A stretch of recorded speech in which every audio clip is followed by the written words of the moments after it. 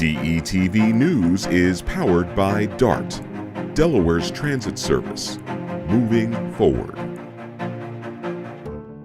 Live proudly, boldly, and with peace of mind by advocating for your health with an early cancer screening. The LGBTQIA+ community is at higher risk of cancer, but screenings can detect cancer early when it's most treatable, giving you the power to live exactly as you are. Talk to your healthcare provider today. If you don't have insurance, talk to a nurse navigator to see if you qualify for free screenings. 4th of July fireworks are to blame for house fires across the state. Plus, a brazen carjacker attacks in Newark in broad daylight. And if you hear sirens around the state this evening, no need to panic. We'll explain what they're all about. Those stories and much more straight ahead on DETV News.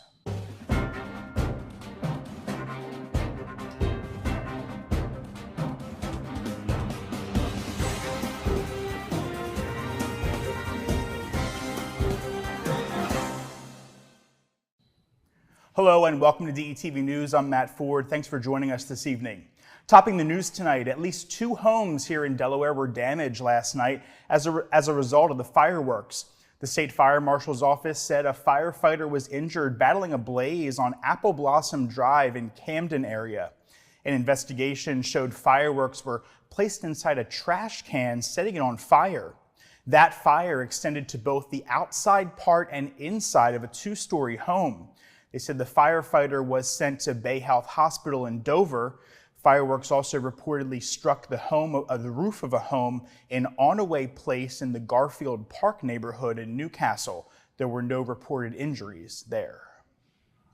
And a home in North Wilmington sustained heavy damage following a fire just before midnight Tuesday. The state fire marshal's office said the block of 100 West Pyramid Drive broke out just after 11:30 at night, with firefighters seeing flames shooting from the home. Crews fought the blaze for about an hour, which damaged the garage of the home.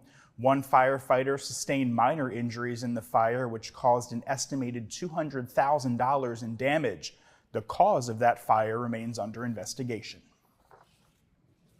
And we have some more information on a story we brought to you earlier this week. You'll recall we told you about a shooting in William Penn Village Apartments that happened Sunday. We now know the suspect that police are looking for.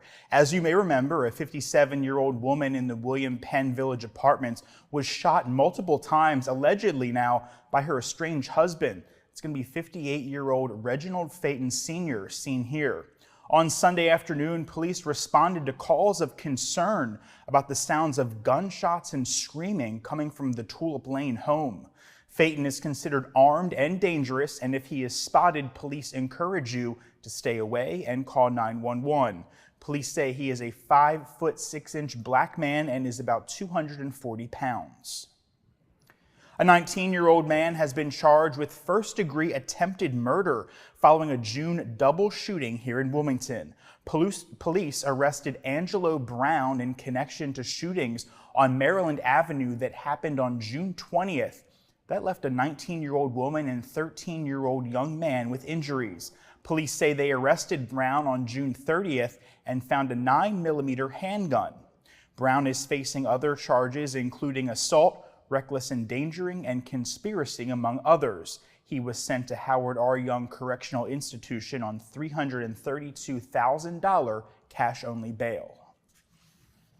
And police are looking for a carjacker, get this, after an incident happened earlier this week in Newark. The victim says that he was driving, while he was driving, a black Dodge SUV pulled in front of him and stopped abruptly, causing his car to hit the Dodge. Though the victim got out of his car to look at the damage when he was told to move away from his car at gunpoint by a male wearing a light green shirt and a mask. The suspect took the victim's car and then left. The vehicle has since been found. If you have any information, you are urged to contact police. Shifting gears now, last week the Supreme Court ruled against affirmative action in college admissions. This ruling has sparked outrage from many in the United States. DETV's Kaylin Pride spoke with an organization here in Wilmington about its impact. Take a look at what they had to say. We have been set back 60 years. Last week, the Supreme Court of the United States ruled against affirmative action in college admission. Because of their ruling, it is unlawful for colleges and universities to take race into consideration as a specific factor in admissions. Today, the Interdenominational Ministers Action Council held a press conference to address the Supreme Court's decision. We are gathered today to express concerns and demonstrate solidarity concerning the recent Supreme Court ruling. While many are disheartened and angry, others are not surprised by the recent ruling. This is an act of and an example of reverting back to Jim Crow. This is not only the mark of deep ingratitude or disavowalment of history, but a withering betrayal of justice and democracy.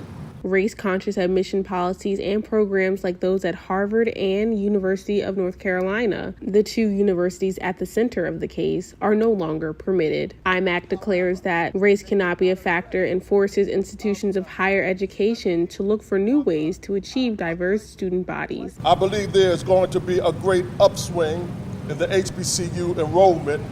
I trust that it is here that we find equality and equitable educational enhancement. So Delaware recently officially added anti-discrimination protections for people of color to its founding document in 2021. So again, I ask, what does this mean for the University of Delaware? What does this mean for Delaware State and other institutions receiving federal funds? HBCU President Dr. Tony Allen also released a statement on his opinion of the ruling. In his release, he stated that the Supreme Court has made a decision that would assuredly have what some might describe as a chilling effect on college matriculation for people of color, and which others decry as injurious to the very fabric of our broader society. Some states have quotas to address injustice and inequities. I would ask, what's in place in Delaware? As we examine the benefits and effects of affirmative action, we must also be critical of all policies to determine if they have been transformative. For DETV News, I'm Kaylin Pride. And in other news, 6 pieces of legislation was recently signed by Governor Carney to improve safety on Delaware's roadways. The legislative package includes curb spending and reckless driving, expanding move-over protections, requiring helmets in the first 2 years of a motorcycle license, strengthening child safety seat requirements, and enabling green lights on snow plows to increase visibility.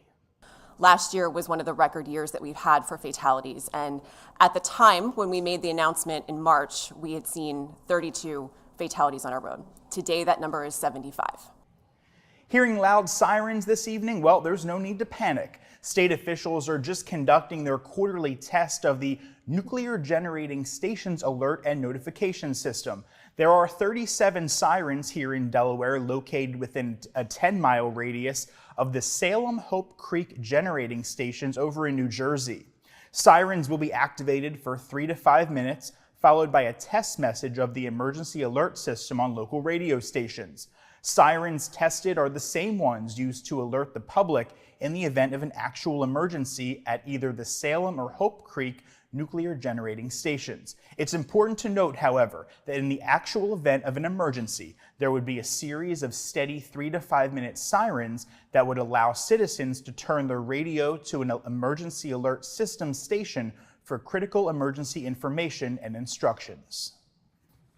And the bill is beginning to come due for several manufacturing and chemical companies, including many with Delaware ties, for years of contamination to soil and water supplies. 2 weeks ago, the manufacturing giant 3M, which we know from Post-its, announced it's reached a sweeping $10.3 billion settlement over claims it contaminated water supplies in cities and towns across the United States. 2 weeks earlier, DuPont and spin-off companies Chemours and Corteva reached a $1.19 billion deal to resolve claims they polluted public drinking water systems. Hundreds of municipalities across the United States have sued companies like 3M and Chemours in recent years, seeking damages to deal with the long-range health impacts of contamination, chemical cleanup, and monitoring of polluted areas. The settlements reached last month deal with contamination from what are called forever chemicals, long-lasting compounds used in everything from firefighting foam to non-stick coatings on pots and pans, known as PFAs. The chemicals have been linked to liver damage, weakened immune systems, as well as cancer. As environmental concerns continue to grow, people are increasingly seeking ways to innovate and manage waste and reduce their impact on the planet. The Delaware Solid Waste Authority is implementing a latex paint collection program not only that diverts paint waste from landfills, but also fosters sustainable practices and community engagement. Latex paint, commonly used for interior and exterior applications, can pose a challenge when it comes to proper disposal. DSWA's latex paint collection program is designed to promote responsible paint disposal and encourage recycling. The program accepts unused or unwanted latex paint from households. Latex paint is accepted in quarts, gallons, or 5-gallon metal or plastic containers from Delaware residents. Oil-based paints and stains are not accepted at these events, but they can be disposed of at DSWA's Household Hazardous Waste Program events. The organization offers specific latex paint collection days once a month at its 4 recycling centers. For more information, visit dswa.com or call the number on your screen. And that's going to do it for tonight's edition of DETV News. Be sure to follow us all across your favorite social media platforms. And for news anytime, check out our website. That's detvch.com. With tonight's news, I'm Matt Ford. Lauren Wilson will be here tomorrow night.